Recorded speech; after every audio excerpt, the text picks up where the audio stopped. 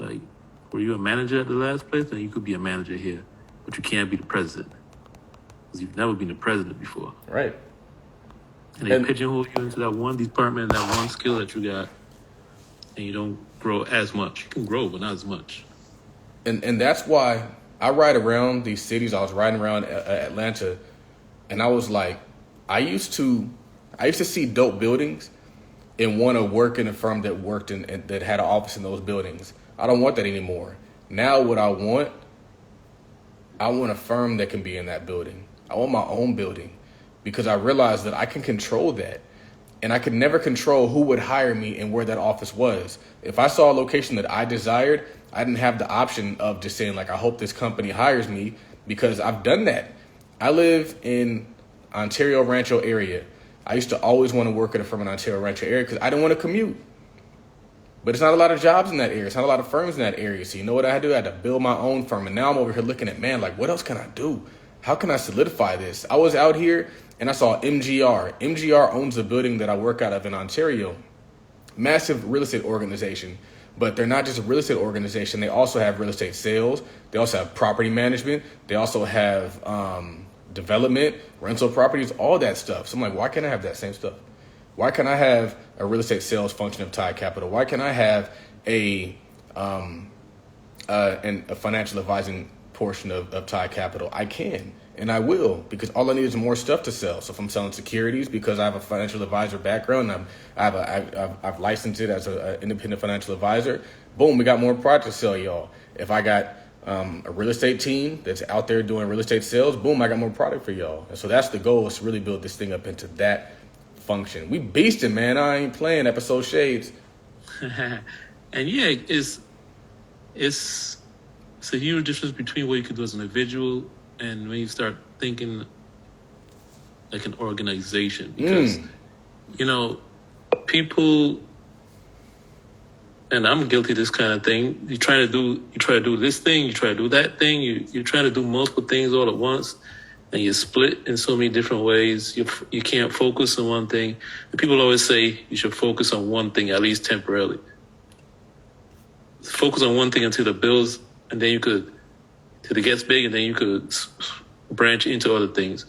And the thing is, with an organization, yeah, you focus on that one organization, build it in one area first. But if you want to branch into other things, you don't really have to split your focus so much, because you bring on other people who focus on that, and you could have 10 things going and still be focused on the whole thing. You just manage the managers. And that's the way I hire now. When I hire people, I give them designated tasks, and that's their task, for a few reasons. Because I want them to be very, very good at that task, and because I want them to be productive at that task, and I want to be able to measure their production. So if I have you, and I've done this in the past where I've had VAs do everything, stuff doesn't get done. Stuff falls through the cracks, stuff gets forgotten about. And so now it's like, no, your job is to just search for real estate deals. And so every week, multiple times a week, we're getting an update on how are those deals looking. Are we making offers? Are we getting follow-ups? What's that looking like? Boom. I'm only talking to you for that. I'm not talking to you about nothing else. Oh, you booked podcast guests. All right, cool. We're talking about podcast guests and podcast guests only. And I can quantify whether you've been working or not based on how many podcast guests we're getting booked. Okay, you do social media content. How many posts are you getting done a week? What's the quality of these posts? How are we getting, are those posts getting engagement? Are those posts performing well? Are those posts converting to sales? I can quantify that. And so one of the things that I learned from the book Traction is you have to manage by numbers. So I'm going to give you a number. I'm not just going to give you a concept. I'm going to say, hey, create 500 posts. And then we know whether you worked or not based on did you hit that 500 number. We know whether you worked or not based on whether you're going further that. And so I had to learn how to manage people. I had to learn how to hire people. I had to learn how to delegate tasks, and that's a part of it. But you're right. Like, you can take on more, but you just got that. You have to designate somebody to run that division, and that's what's important. And they report to you, and you talk about high-level stuff, not low-level stuff. They can talk about low-level stuff with their team, and that's another thing that I learned. I don't want to manage people. I want to manage managers. And so my goal is to bring in managers and then hire people. I don't want to be hiring a bunch of people because I'm just going to go crazy trying to manage all these tasks. Now you have somebody whose responsibility is to manage the employees, and you just manage your managers. And managing managers is much easier than managing people. I mean, people might, if you listen to this, you might not know what the difference is, but it's like, I remember a few years ago, at my job, I was at a leadership position, but it was like I was at the bottom level of leadership. And one guy who was like maybe 2 levels above me was talking to a group of us, and he said, "You guys have the hardest jobs in the building." And I didn't understand at first, but he was like, "You gotta think about it. Like, you guys work with the people who are the basic level, the entry level people, and then above you is like supervisors and managers. You work with supervisors. Like, you're working with people who've already shown that they have initiative, they have talent, that they're good workers. Or you're working with people that you already know are good. Mm-hmm. When you're managing people at the base level, you got to sift through them. Who's good? Who's just there for a check? Who's just there to just show their probation officer that they got a legal job? All these kind of things. So it's rough dealing with the base level workers, man. Managing managers is where it's at, because these people already showing they know how to get things done. So it's easy to just tell them, get it done. I don't care how you get it done, but get it done. And that's it. Now to shift gears a little bit, I think people don't understand this concept, especially black folks, because we so behind in the race and we new to this thing, building wealth. Like you were talking about family homes earlier, and you had a tweet where you said the longer you stay in a home, the cheaper your mortgage becomes as your income grows. Bro, I know what happened. You know what's going on. My hype fury is firing off my old fire tweets, and so you're seeing my old tweets. So I'm like, bruh, I've been tweeting my butt off. I've tweeted some really good stuff. I thought you were going to be bringing those, but I guess you're just seeing my old stuff. So we're going to talk about that again. But one of the reasons my uncle is a millionaire is because he bought a house and he stayed in that house. But what was interesting is when he first moved into that house, he was very overwhelmed with the mortgage. He was like, man, my mortgage is $1,100. How am I going to pay $1,100? And over the years, he's increased his income. He's increased his investments. He paid off that mortgage early. He just chunked it out like crazy because he was just making more and more money. And so what's cool about real estate and what's cool about owning a property is you qualify for your mortgage at that moment in time, but you'll never be that same person again. So the person that I was 2 years ago when I qualified for the mortgage, in 5 years, I'm going to be so much bigger of a person, but my mortgage is still fixed at who I was at 33.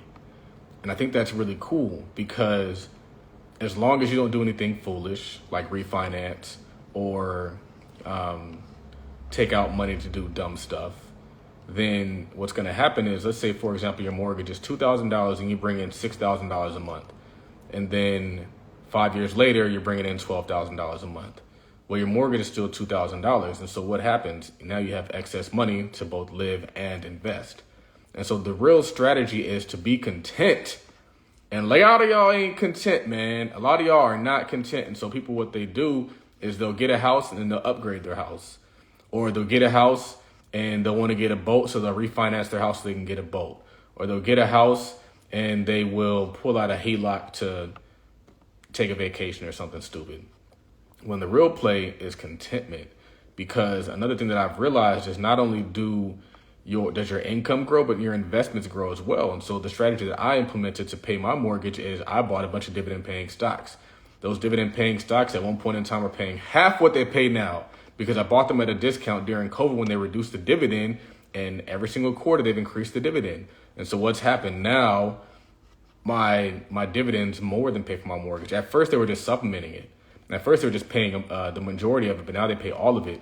And so I'm like, this is great. This is amazing. Let me get more of this stuff. And so that's one of the things we did to pay for my son's school, was bought a bunch of dividend paying stock. And you really start to become your own bank, because having cash allows you to actually have access to more leverage. and you can leverage that money to create more money, and you can actually be kind of safe with it. And so, for example, of course, the most recent play that I did, which is IEP, love it or hate it, 15% dividend. I got a loan at 3%, and I bought $150,000 worth of IEP at 3%. It pays me 15%. That means I get 12% for nothing. 12% of $150,000 per year is about 20 grand.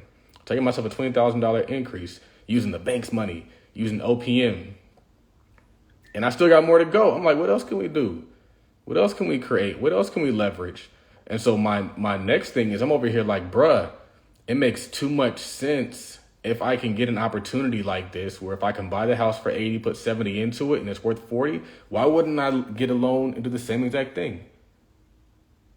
So get a loan, put that 150 into it, cash out. Now you got a property for nothing. You just literally created money. You create money. Wealthy people do not work for money. The rich, chapter 1 is the rich don't work for money. Yeah, that's the first lesson, right? The first lesson. The very first lesson. Man. Shout out to the hearts in the chat. Man, I'm on Instagram Live too, but I got you. They can actually hear you because it's not in the headphones, so they can hear both sides of the conversation. I was going to tell you should go on live too, and you just turn it both on mute, but that might create some feedback because sometimes it won't let you go all the way mute. Gotcha. I'm going to try it another time. All content matters. That dividend play is crazy. I guess that's why you had a tweet where you said create permanent income. Growth is cool, but owning shares that pay no matter the price is invaluable. Right. Because, No, go ahead. I realized that when the stock market was tanking, the stock market was going down, but my dividend check stayed the same. And I was like, that's crazy. The dividend check didn't go down. The stock went down, the value went down, but the dividend was the same. And I thought that was dope. And then I also thought that it was dope that the play that I put together to pay for my son's education is forever. Like, it don't stop unless the company goes bankrupt. And Carl Icahn, I don't think is going bankrupt. And so I thought that was so cool, because imagine if you have this source of income established for your son, and it pays for all his education, and then it pays for all his college, and then it can supplement his income when he's out there working. Because I don't believe our kids should be starting from nothing, man. My cousin is dating this girl, and her father is very successful, very wealthy, and he bought a bunch of condos in Atlanta, and she lives in one of them for free. Just be living. Nice apartment in Buckhead. We don't do that. We definitely don't do it for our sons. They'll do it for your daughter, but I'm going to be the person that break the mold. I'm going to do it for my son. My son is going to live as well as you guys allow your daughter to live, so she could be flexing on him, talking about, you broke. Look at you broke bees. Because my son balling. Because I put him in. Or he's going to at least be at that level so y'all can't call him broke. Because I'm not going to let y'all call him no. Because I've experienced it, man. It's funny. I'm riding around in a car right now that I paid for, that I remember. I never forget when I was in college, there was a girl and her mama bought her like a BMW 4 Series, and she thought she was just balling. But her mom bought her that car. And so it's like I've been able to grind up and get the things that I've watched other people get given. And I've always had that chip on my shoulder because I've always seen other people get given the things that I wanted, but their mentality changed. They started thinking they earned it. They started thinking that they had the merit behind that. And I was like, all right, I'm going to get in the lab. All right, I'm going to work weekends. All right, I'm going to build this business. And then you get to the point where now you're on that same level, but you earned it through passing it to them, like Dame Dash told me. Yeah, it's passed down to your son. Now, I saw you retweet this tweet from Lamar Tyler. It said, instead of begging for respect, create an economic engine that demands it. Man, I've been saying that for years. Yeah, I've been saying that for years. That's why when I saw it, I was like, I had to share it. I clicked like on the person who posted it because Marquise Robinson, he's the one who put it on his stories. And I was like, I've been saying this. Raphael, That's been my premise the whole time. I don't need you to like me. I don't need you to give me no jobs. I don't need no seat at the table. I was recording a podcast with Julian Gordon, and my cousin came to the podcast studio, and he didn't sit in the audience. He sat at the desk. And I saw that somebody took a picture, and I was like, it's dope that I created this platform that gets somebody who's at that level, millionaire, owns 40 units, impacting the country, and my son and my cousin gets to sit at the table alongside with us. I was like, that's what it's about, fam. That's what it's about. It's about everybody benefiting, not just you. And when you got a good job, you're going to benefit, but not everybody else. And I forgot what the premise of that tweet. Oh, so you create these engines where, and it's not even about getting the respect. It's about you can respect it, you cannot respect it. There's a reason why Asians don't care who the president is. Jews do not care who the president is. They got their own economic engine. They got their own infrastructure. They got their own banks. They got their own schools. They got their own churches. They got their own communities. They got their own police force. All the stuff I've been telling us that we need to get and we can build, they already got it. So they don't care what Joe Biden's doing. And neither should we. We should not be that invested in what they're doing because, quite honestly, they have their own too. And we've had our own before. And we can have our own again. But we got to actually understand what we're looking at. The problem is we don't even know what we're looking at. We don't even know we're in a bad situation. We don't even know that we've really not actually improved. We're probably worse. You look at all the stats from the 60s, we've gotten worse. And so we do need to create it, but the tweet said, demand respect. I don't need their respect, man. I respect me. And I think self-respect and self-esteem is way more important than the esteem that you get from others. And that's why my Twitter and my Instagram is what it is, because I don't care what y'all think. You can like it or you can not like it, but I'm going to still post what I got to post. Yeah, man, this is what we need to be doing. And it's funny, for some reason, it made me think of this story that came out a little while ago about how Major League Soccer lined up a loan for $25 million from a syndicate of black banks. And when I saw that, I was like, oh, that's kind of cool. You know, they purposely went out to borrow money from black banks. And they sent the story to Jamal Vatos, a.k.a. the Culture's banker. And he was like, yeah, that's cool. I was like, yeah, it is cool. It's a little sad, though, that it said it was a syndicate of black banks. And the loan was $25 million. And I was like, maybe I would like to think is that it's because, you know, they want to spread the love around several banks. But I was thinking, is it because the black banks, like no one black bank could afford to lend $25 million? And I hope that wasn't the case, but it's like, man. I don't know, man. At least it's something. My cousin was telling me about how at Clemson, they have this card for donors. You get a card if you donate $100,000 a year. And all these folks walk around proud that they got their Clemson card. And I thought that was amazing because you can't get nobody to donate to a HBCU. You act like you pulling teeth.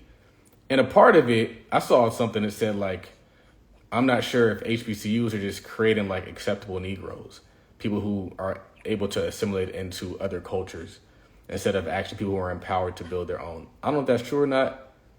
I can't say. But one thing that I will say is that we ain't going to get there working for them. Jeremy Johnson says all the time, like, you can't build wealth working for people. You can't build wealth working, helping somebody else build wealth. He says it's something like that, something way more articulate than that. But it's the truth, man. Like, the reason why they're there, you don't donate $100,000 a year if you're making $100,000 a year.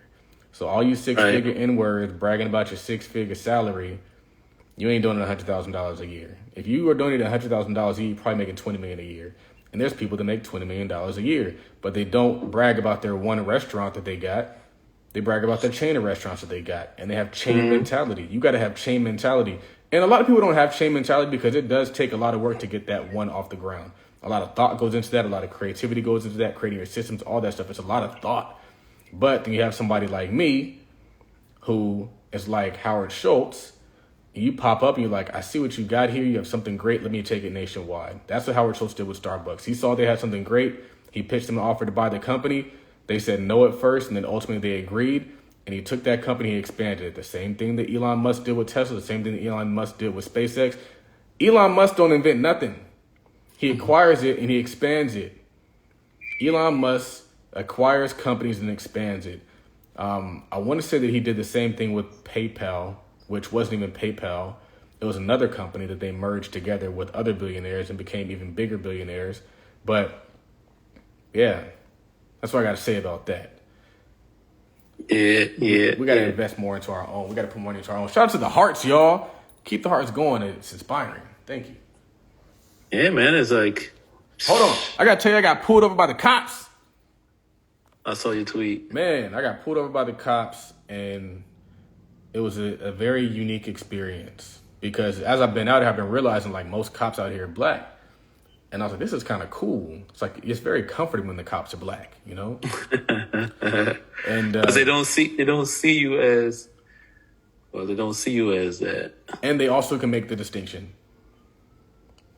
Right. Other black people can make the distinction between black people who are doing something positive and black people who ain't about shit. But non-black people just lump you all together. And it's like, you just black. So either you gonna rob me or you think about robbing me. But and so anyway, he let me go with the warning, and I was very happy to get that warning because I've never gotten a warning from a cop before. Welcome to Atlanta, where the players play. You said broke people move, rich people have a summer home. Everybody keeps asking me if I'm moving to Atlanta, and I don't know how to answer that question because I'm not leaving California. And to a certain extent, I feel like you have to have 1 foot in California and 1 foot in Georgia to benefit from that because it gives you like this arbitrage. I don't want to fully commit to Atlanta, but I do want to have 1 foot in Atlanta. And one of the coolest things that there's a book by Don Peebles. I think I shared this, and he was talking about how like when you're a real estate investor, you get to have homes in different places. Robert Smith lives in Los Angeles. Why? Because he's building a project in Los Angeles. Robert Smith lives in New York because he's building a project in New York. He lives in D.C. He has a project in D.C. He has a house in Florida because he has projects in Florida. And so it's like a different mentality. And I was trying to explain this to my mom, how we've been conditioned to think that we got to live on the plantation. But my plantation is my phone, so therefore I get to be wherever I need to be. And you can't explain that to somebody. You can't explain that you would have a home in 2 different places to somebody who can't even fathom the idea because they got to be close to their job. They got to be close to Massa. I don't got a Massa, so therefore I get to be where I got to be. And so the thing is it's not a matter of am I moving? We got to recondition our mind. It's like, no, I just got multiple homes, fam. And you start looking at wealthy people like they got multiple homes. That's a thing. I know people who have multiple homes in the same city. Al, the family office I used to work for, the coolest thing, this is why exposure matters and why the only reason why I believe in working jobs is to get exposed. And so what Al did is they did a lot of loans. And when you do a lot of loans, you get to foreclose on different properties. That's their strategy. They give you a loan, they foreclose a loan, they get to take your property for pennies. But like China. Okay. Right, exactly. Just like the China strategy. Loan to own is what they call it. Loan to own. They give you the loan, they make those rates fair but difficult. And they're like, dang, why aren't you making payments on this 12% loan, fam? Like, because it's 12%, fool. And so they both have homes in Irvine. Irvine is a very wealthy area. And the property value is $1 million plus, probably double that now. And they also have a family home in Balboa Beach, right off of the water. And I thought that was so fire that they have a weekend home, not even a summer home, a weekend home. So the wife, she was like, I'm going to the weekend home because we're going to go by the water for the weekend. But now we're close to work while we're working. And so, again, we're so anxious just to get one home. We can't even fathom the idea of having multiple homes. But that's the thing. And we're going to live it. And there's a lot of people, that's just the way they live. They got a summer home. And so I don't know if I can call Atlanta my summer home. Maybe it's my summer home because I can take my son and we can like come out here for the summer and whatnot. But that's the thing. It's not, am I moving? It's not, am I leaving California? It's where else do I live? Where else do I have a camp? Where else do I have a base in these different areas because I have a different business in those different areas? I hear you. Gotta think bigger. Think bigger. Because, like I said, the quadrant matters more than the profession. So I was riding around and getting it, and I was looking at all these buildings with different firm names on it. And I was like, you can be a lawyer or you can own a law firm. Or you can own an investment company, a finance company, and make more money than somebody who's a lawyer. And a lot of people think that it's the career that matters. It's the profession that matters. It's the title that matters. And that's not the case. It's the quadrant that you're in. Do you own a law firm or are you a lawyer? Do you own an investment company or do you work for an investment company? Like, that matters. So much so that you can be a plumber that owns a plumbing company and be a millionaire. Meanwhile, there's somebody who's a lawyer who brags about being a lawyer and they make $250, make $200. And so that's what I'm realizing is, like, I've always known this, but sometimes I got to tweet stuff to remind myself what I know. I do it a lot. Like, I'll tweet something and be like, yeah, I know that. And so as you're out here and you want to have a prestigious company, you want to have a prestigious name, you want to have a prestigious line of business, like, own it. Build your own firm. Put your own name on the window. That's what matters. Not, are you getting a job at this company? Are they hiring? Do they like you? Are they giving you a seat at their table? It's like, no, I got my own table. We don't need a seat at the table because you're building yours. We're building our own. It's going to be very difficult to even rise up in the ranks of that level going through somebody else's food chain. You got to build your own food chain. So that's kind of my thought there. Yeah, man. Ooh. The quadrant matters. The thing is, a lot of things that, like, little things that we worry about is just so different in different quadrants, meaning, like, tax day is upon us.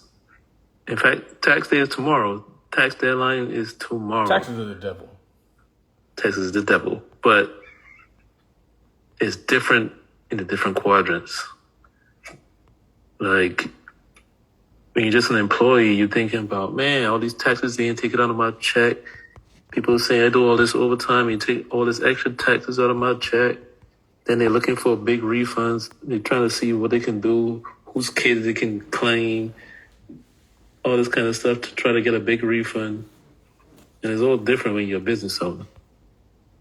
You might still complain about the taxes, but you got a whole lot more leeway when you're in a different quadrant.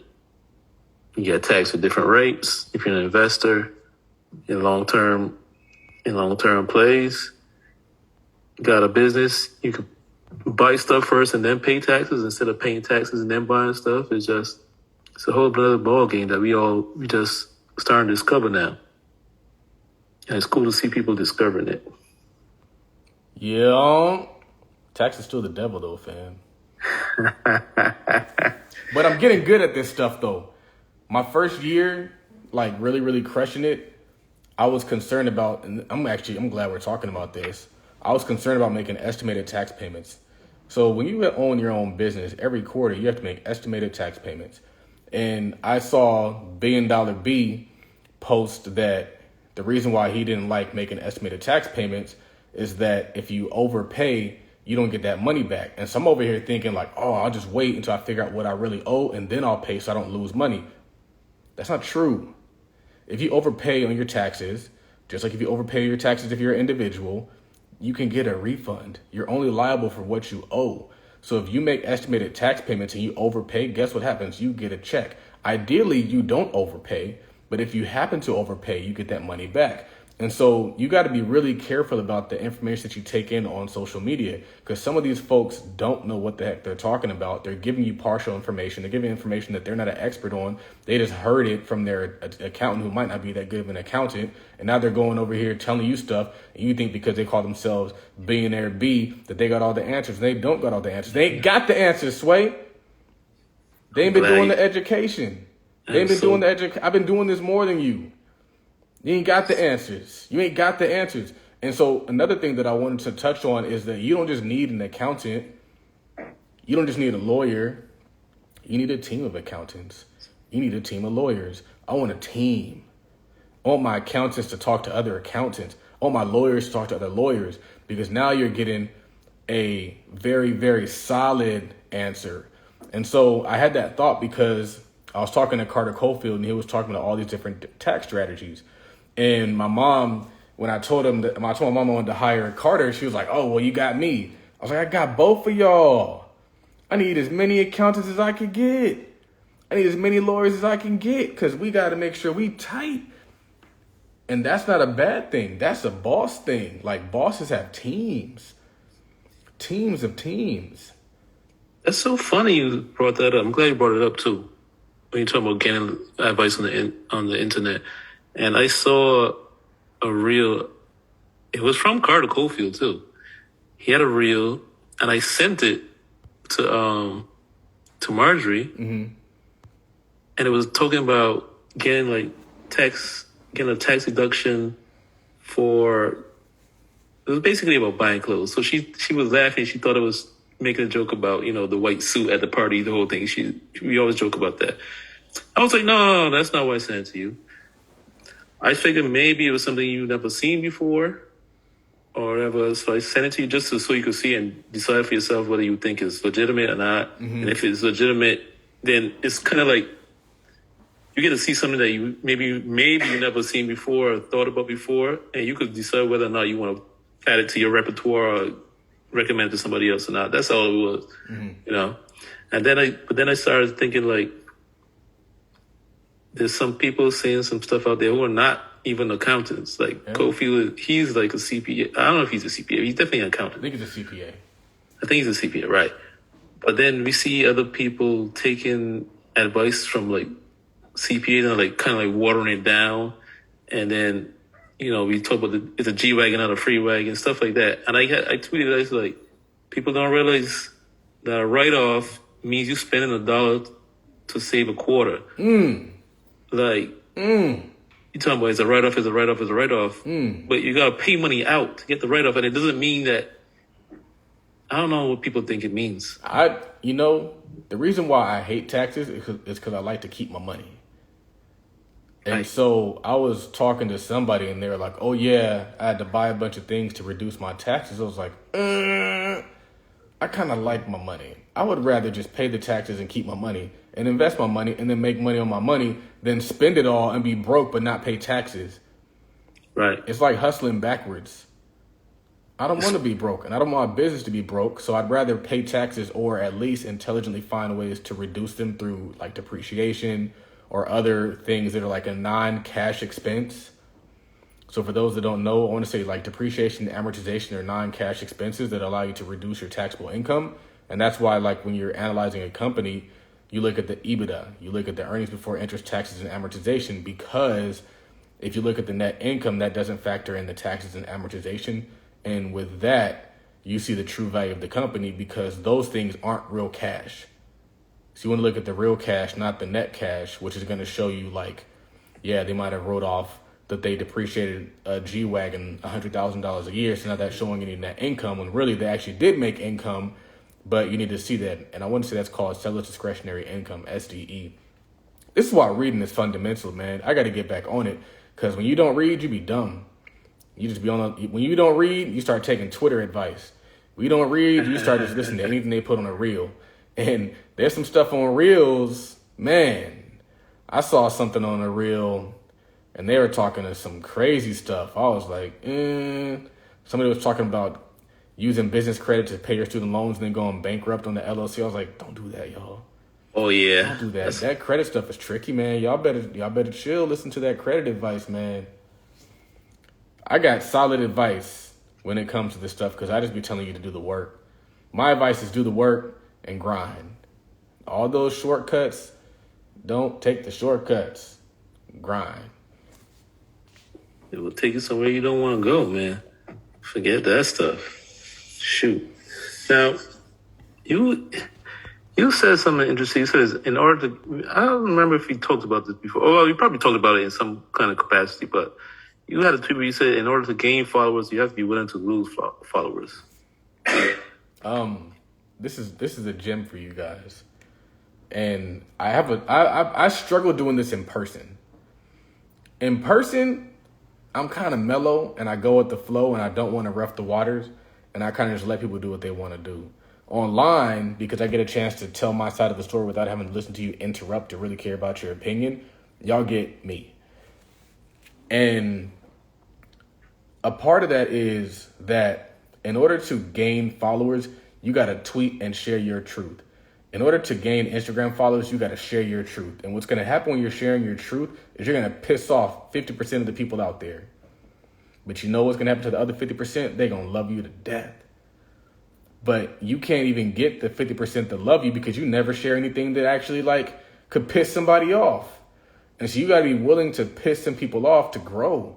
You got to be willing to piss some people off to take your account to another level, because there's people who are going to disagree with anything. There's going to be people who disagree with like valid stuff.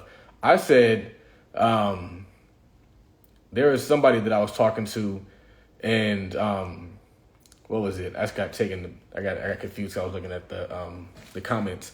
But what was I gonna say? Oh, basically, you're gonna find the people that are your loyal fans. You got to find your loyal fans. You're gonna get that by being authentically you. And I think that's a part of it, is being authentically you. And there's a lot of people who they just want to fit in, and you don't make no money fitting in. You don't make no money being like everybody else. One of the reasons why Kanye stays relevant is he's not the old Kanye. Everybody's like, I like the old Kanye, the old Kanye. You can't be the old Kanye and still be relevant. And so Kanye has to switch it up. He has to change it up, because your uniqueness is what makes you valuable. If you're just like everybody else, you become a commodity. And so, yeah, he's going to make a rock album. Yeah, he's going to make a gospel album. Yeah, he's going to make an album to switch it up and do something completely different, because that's how you still stay relevant. That's how you stay like noticeable. Like even like a lot of the trap artists, like you don't really know who is who. They just all kind of blend in. It's just a bunch of folks, Kodak Black and whatever, and they all sound the same. They all make the same music, but everybody knows Kanye. Everybody can't wait to listen to the next Kanye album. Everybody can't wait to listen to that stuff because it's different, it's unique. And I think that matters in business. And that was one of the things that Jose was talking about, is he was like, you got to niche down. You got to find your niche. If you're creating a course, if you're creating a product, it can't be like what everybody else is putting out there. You can't say, oh, they're making money selling real estate courses, so I got a real estate course. And that's what I learned maybe the hard way. And we do that a lot in business, where we see somebody else successful in a space and we think that's the space to go. Everybody starts wanting to be a rapper. Everybody wants to be a basketball player. Everybody wants to do those things. And those are going to be the people that are competing for scraps. You're in a red ocean at that point. I don't want to be in a red ocean. I want to be in a blue ocean. Blue oceans are where you're unique, where you're truly yourself, and where you're willing to not even have the support of people who want real estate courses. But you know what's going to happen is you're going to find a bunch of people who want stock market courses or options courses or courses that are unique, Turo courses, vending courses. The people that find success are the people who are teaching you what nobody else is teaching you, because now you don't got to compete. You don't got to compete on price. You don't got to compete to be that next man. You don't got to compete for eyeballs. You don't got to compete with customers. You don't got to compete with workers. You have your own lane. You've carved out your own lane. So you got to niche down, be unique. And that's just going to allow you to get all the customers, even if they already bought real estate courses. Now they only got one spot to buy options courses. Yeah, I don't want to be over here competing amongst the real estate people. I'm over here doing my thing. You can come to me. Yeah, man. Now, this next tweet that you had, I think this is the last one I got. I think I know what it means when you said, what grows you up won't blow you up. I was talking about, and this is really important, and I think I got this from Kiva Richardson in my thought. And I built my brand giving. I built the foundation of Todd Capital by giving value, giving information, working for other people for free, showing up to other people's stuff for free, just giving. And that grew me. But I didn't blow up until I did something different. And so I share that because there's a lot of people that are holding on to stuff and they haven't either grown or blown. They're just there with an idea. And so you got to start releasing different things and putting it out there. For you, it might be that podcast course. But what's going to happen is you're going to start gaining a name as somebody who's a resource to people.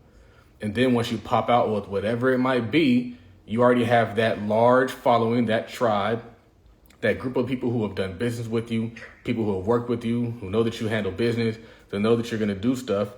And now you're going to step into whatever's going to blow you up. And so there's two different phases of this. And I think a lot of people try to skip it and just go straight to high ticket or go straight to whatever. And I don't know if that works.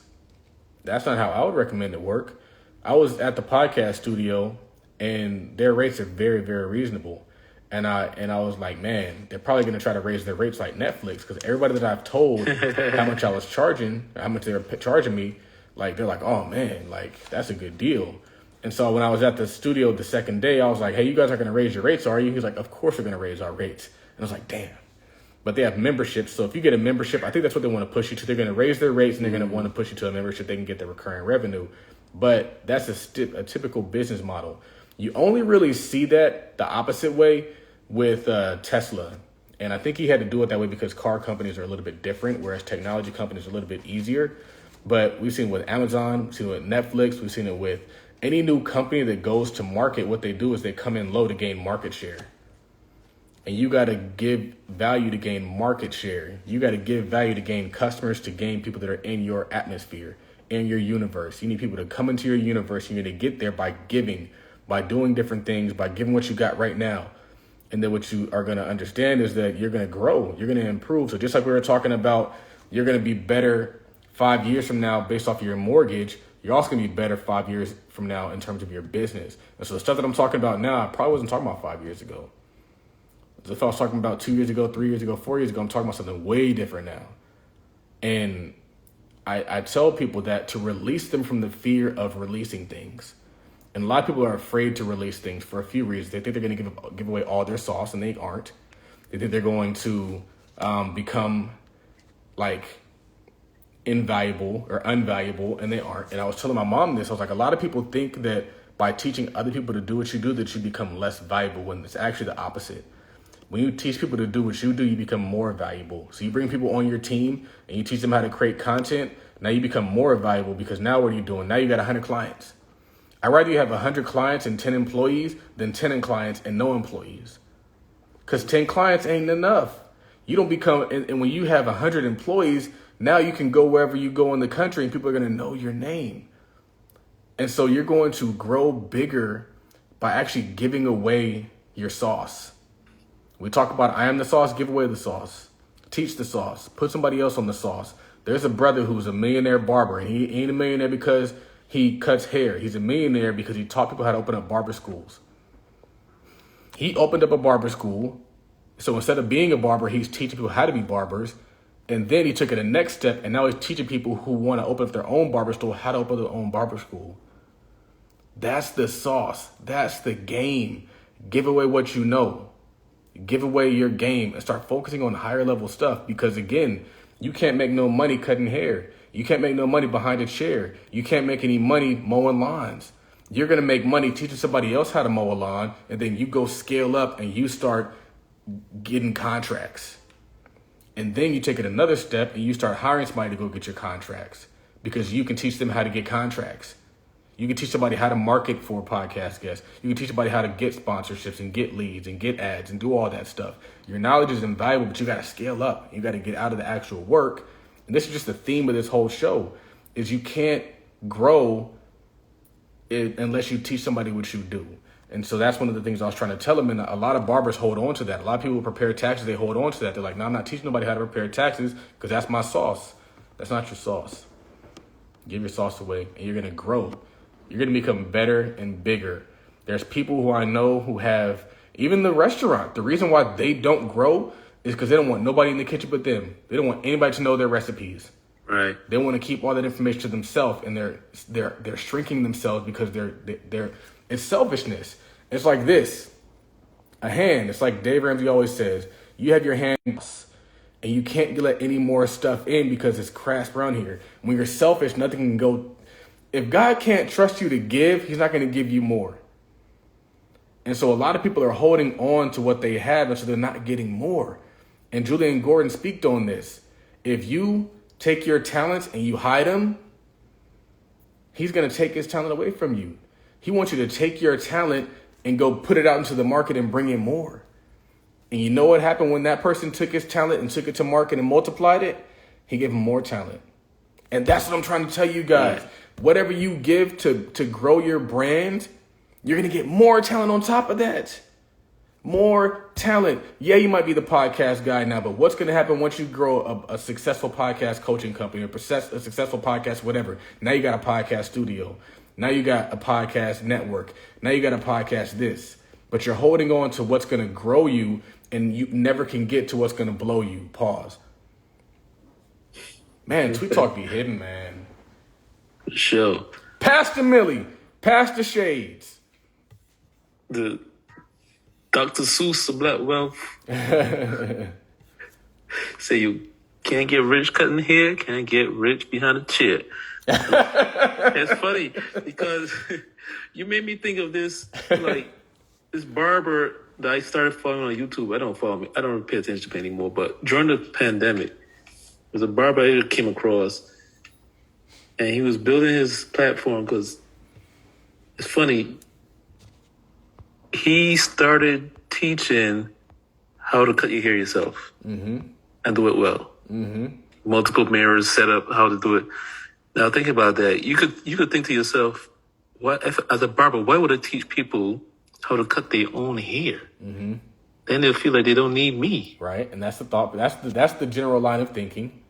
But the thing is this: with a YouTube channel and you got a YouTube channel and you combine that with a course online that people can access across the world. Like if you cut hair in California, no matter how good you are, anybody in New York coming to you to get a haircut twice a month. You'd be taking other people's clients at that point.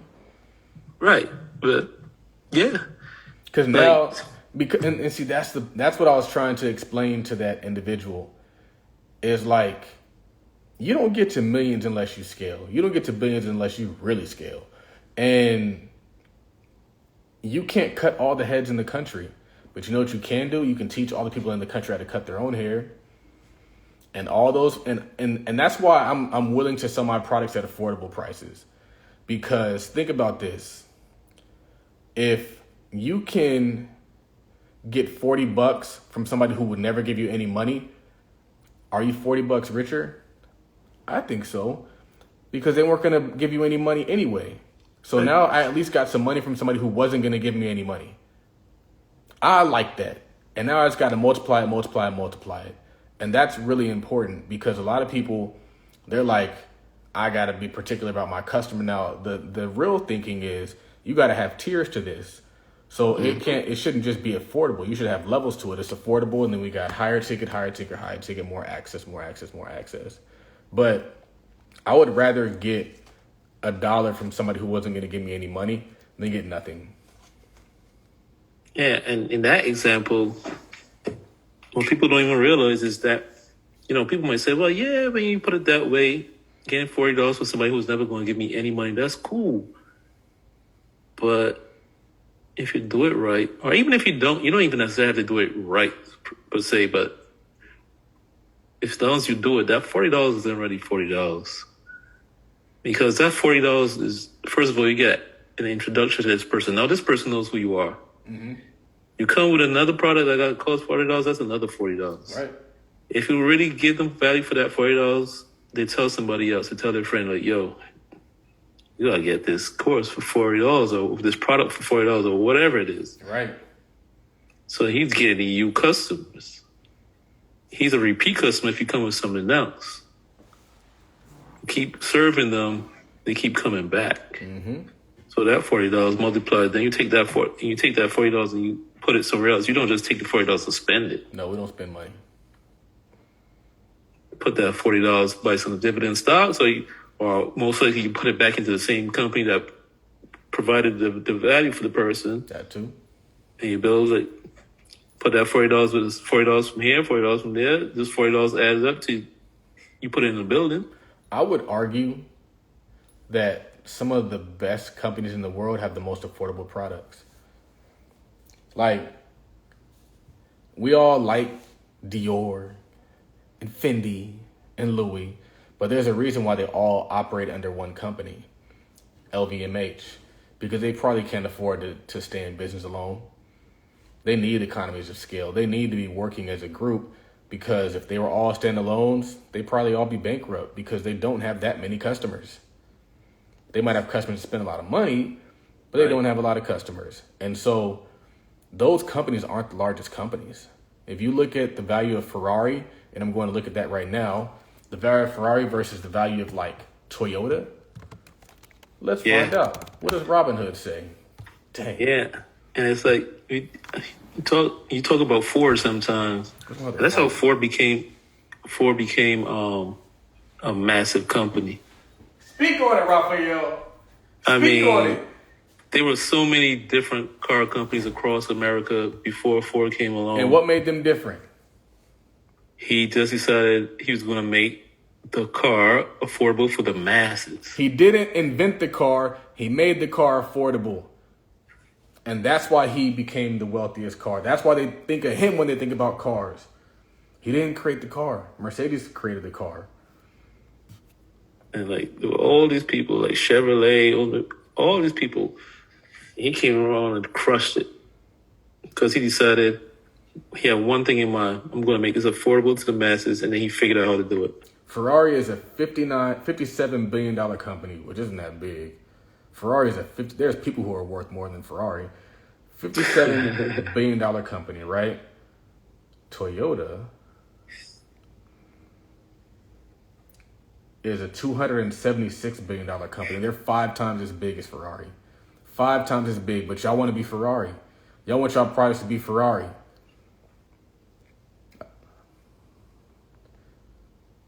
The funny thing is, Toyota also owns Scion and Lexus. Which is a play. They got a value chain. They got a value ladder like we were talking about. Even the greats got value ladders. The greats ain't just high ticket. Volkswagen owns them all. Volkswagen owns Volkswagen. They own Bentley. They own Lambo. They own Fiat. They own a whole bunch of companies. You got to own the value chain. It's not about just high ticket or low ticket. That's a dumb argument. We arguing over dumb stuff, and I'm the leader of it. I'm the leader of arguing over dumb stuff. It's not about high ticket or low ticket. It's about all tickets. All tickets matter. All tickets matter. Let's get all the money. The funny thing is, I mean, this is kind of off topic, but like, we need all the money. And all the different ways of getting the money. And all the customers too. And stop cutting down each other for the way that other people are getting their money. Like that's a bar right there. Because we need it all. Like, you can't be in real estate and talking about how, I mean, maybe stocks isn't your thing, but you can't, like, we gotta be careful with saying like stock market's a scam or whatever, because there's a black man next to you that the only thing he does is stocks. He's getting stock money, you getting real estate money. Y'all might not agree on what's the best asset, but we need it all. We need it all. We need the stocks, we need the real estate, we need the businesses. We need it. Even within real estate, people, it's so funny. Like, one person say, I deal only with land because it's simple. Then you got another guy who's also a millionaire who be saying, like, I don't deal with land because you can't really make money off it. It's a headache. It doesn't produce cash flow. But he's also a millionaire. Mm-hmm. And then somebody else does only Section 8. Somebody else won't touch Section 8. And we got all these different avenues. And we need all to be in all of them. We need to be in residential. We need to be in commercial. We need to be in business. Partnerships. We need it all, man. Start arguing with each other. Just build. On that note, we're going to wrap it up. Be sure to follow us on Twitter at TweetTalkPod. That's POD. Follow my man Charles on Twitter at RealToddBillion, because there's only one. Follow myself, Raphael, on Twitter at WorkMoneyLife. Follow us on Instagram at TweetTalkPodcast. Follow Charles and the parent company at Todd Billion and at Todd.Capital. Subscribe to the podcast, all that. Subscribe to the YouTube, Todd Capital on YouTube. We're building the Black CNBC. It's coming, man. It's coming. It's coming. We're going to leave you with one last tweet, one last thought before we break out of here. My man Charles said, all minimum wage activities must be outsourced. Episode 124 of Tweet Talk, the Black Web Podcast, and your host, Raphael, and my guy, Charles Oglesby III, JD, a.k.a. Todd Millionaire. We are out of here. Peace.